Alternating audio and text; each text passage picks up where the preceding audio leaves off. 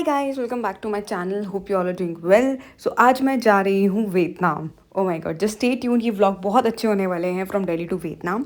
मैंने ये जो जर्नी है ये किसी भी ट्रैवल एजेंसी के थ्रू बुक नहीं कराई है। ये मेरी 3-4 महीने की प्लानिंग है, एनर्जी है, और इसके थ्रू चलेंगे तो आपको बहुत मज़ा आने वाला है। Everything will be covered. तो जो वियतनाम है दैट इज़ नॉर्थ और साउथ से आप एंट्री ले सकते हैं। One is Hanoi, second part is Ho Chi Minh. तो कई लोग हैनोई से एंट्री लेके होचिमिन से निकलते हैं, कई लोग होचिमिन से एंट्री करके हैनोई निकलते हैं।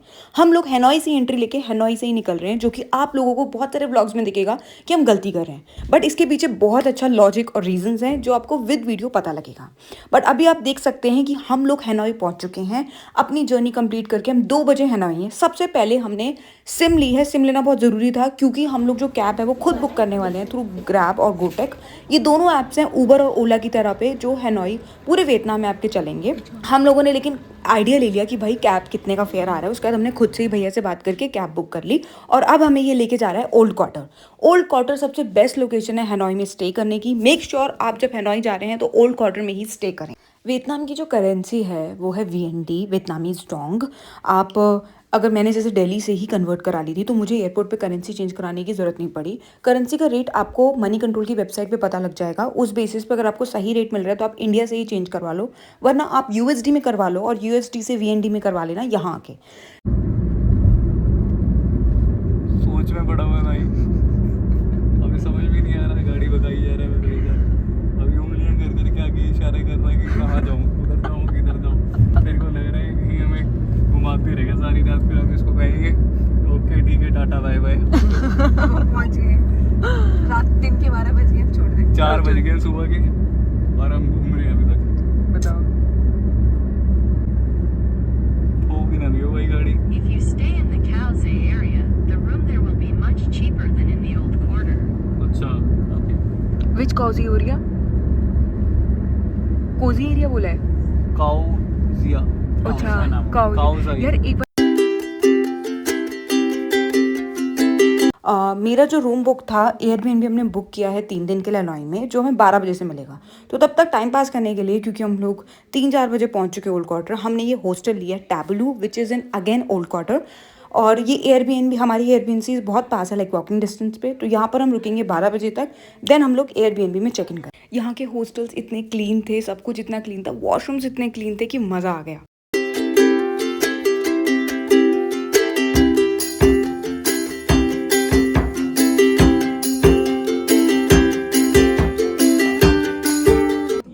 पर यहाँ इतनी ज्यादा क्वांटिटी में लोग घूमे हुए हैं ना। बट गौरव ये वाली सड़क कितनी।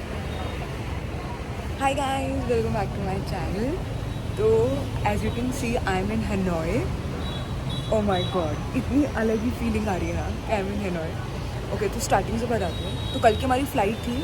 ऑल दो लोग आपको इंस्टाग्राम वगैरह पे आप देखोगे कि बहुत लोग आपको बोलते हैं कि आप बहुत ईजिली वियतनाम आ सकते हो विद वेरी चीप फ़्लाइट्स। ऐसा कुछ नहीं है। मतलब यह ऑफकोर्स 30,000 में मेरा अप डाउन हुआ है, बट इसमें मेरी ले ओवर वाली फ़्लाइट थी, नो डायरेक्ट फ़्लाइट। तो पहले मैं कोलकाता गए हैं 2 घंटे लगाकर, और फिर उसके बाद हमारी टू हैनोई थी। और कनेक्टिंग जो फ़्लाइट थी वो इंडिगो की थी, बट जो बीच में ले ओवर का टाइम था वो बहुत कम था। तो हमें लगा कि यार डर लगता है ना गाड़ी को, बट ठीक है। So we made it. फिर उसके बाद हमने एयरपोर्ट से ही सिम ले ली, एंड वहाँ से मैं ग्रैब वगैरह और गोटेक ऐप्स हैं जो आपके वियतनाम में यूज़ होते हैं। I wanted to book from here. वहीं पे कोई बंदा मिल गया जिसने सही रेट मांगा, तो हम लोगों ने उससे कैब करी। He was very nice. In 3 days in Hanoi, और यार डे 1 है। और आज हम लोगों ने 3 डेज़ के लिए हम लोगों ने एयरबीएनबी बुक किया है। ये जो हॉस्टल है बहुत सुंदर है, ट्रस्ट में। मैं आपको एक बार वीडियो दिखाती हूँ इसकी। ये आपको पड़ेगा 130 पर पर्सन, मतलब VND। तो INR के हिसाब से कुछ मान लो 1200-1300 रुपये। Hi, so this is the washroom. क्योंकि हॉस्टल में रुके हैं तो मल्टीपल ऑप्शंस हैं, and washrooms are not bad, they are very nice.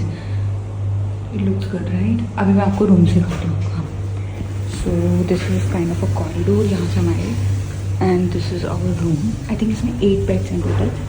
Yes, 4 इस साइड पे हैं, ऐसे ऊपर नीचे, ठीक है। और हमने ये वाली साइड ली है। इसके अंदर प्रॉपर लॉकर मिला हुआ है। इसके अलावा स्लीपिंग की जगह, बैल्कनी भी है क्यूट सी। यहाँ पे आपको हर जगह क्यूट क्यूट स्मूदीज़ और जूसेस की शॉप दिखेंगी जो लोग बहुत रीज़नेबल थी और बहुत टेस्टी थी। देन हम किसी ऐसे हनोई की शॉप में गए खाने वाली, जहाँ पे हमने कुछ वियतनामीज़ क्यूजीन्स ली और वो हम पैक करा के जा रहे हैं, खाएंगे साथ में। उसके बाद हम एयरबीएनबी में चेक इन करेंगे।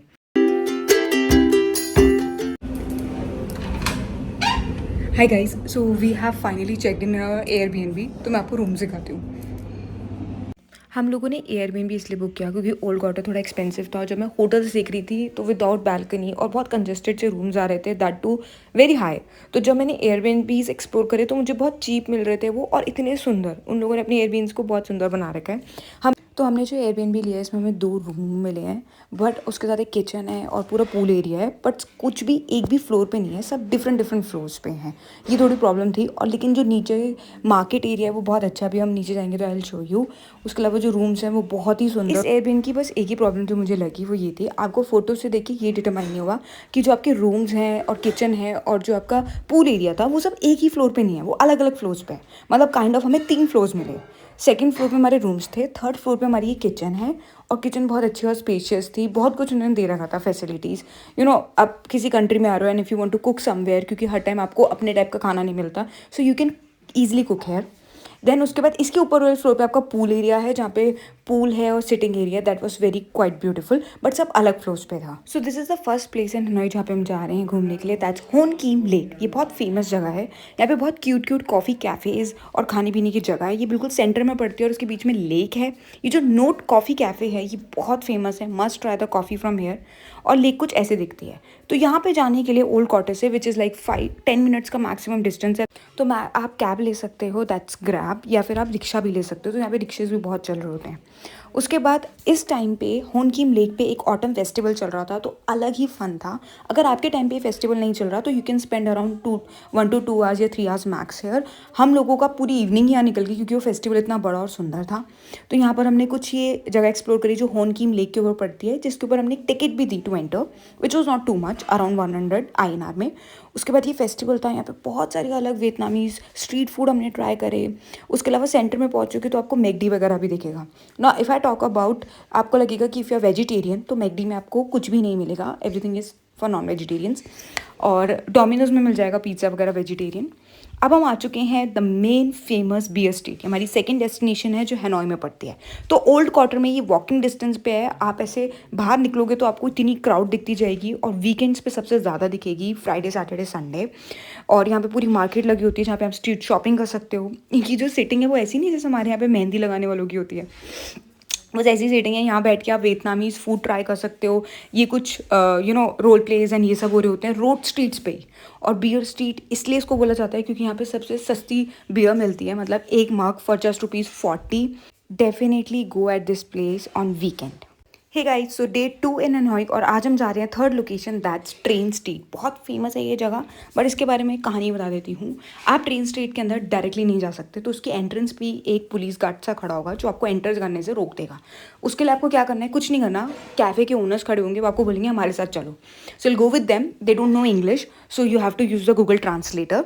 उनकी बस यही कंडीशन होती है कि आप उनके साथ जाके उनके कैफ़े से खाओगे और वहीं बैठोगे। So once you fulfil that और वहीं से ऑर्डर करोगे तो उन्हें कोई दिक्कत नहीं है। Now we have move to the 4th location after train street, that is prison. ये बहुत फेमस है। इन्होंने पूरा एंशियंट हिस्ट्री को मेंटेन कर रखा है। यहाँ पे आप प्रॉपर अपनी वियतनामीज़ हिस्ट्री को जान सकते हो, एक एक चीज़ को एक्सप्लोर कर सकते हो। अगेन इसकी भी टिकट होती है।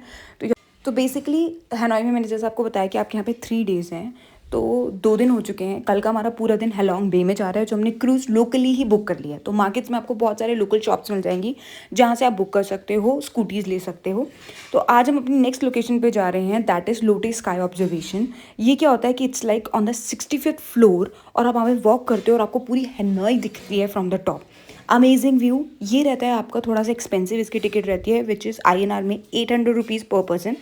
बट अंदर जाके आपको ऐसा लगेगा आप ज़्यादा टाइम स्पेंड नहीं कर पाओगे, क्योंकि कुछ है नहीं। आप बस ये होता है कि एक बार आप ऐसे ये एक्सपीरियंस ले रहे हो 65th फ्लोर पे चलने का, and that's it if you want to have this. Otherwise इसकी जगह पे आप इंसेंस विलेज भी जा सकते हैं, विच इज़ एन ऑल्टरनेटिव। उसके लिए आपको जाना पड़ेगा डे टाइम में। सो अब हम मिलते हैं नेक्स्ट व्लॉग में, दैट इज़ ऑफ हेलोंग बे।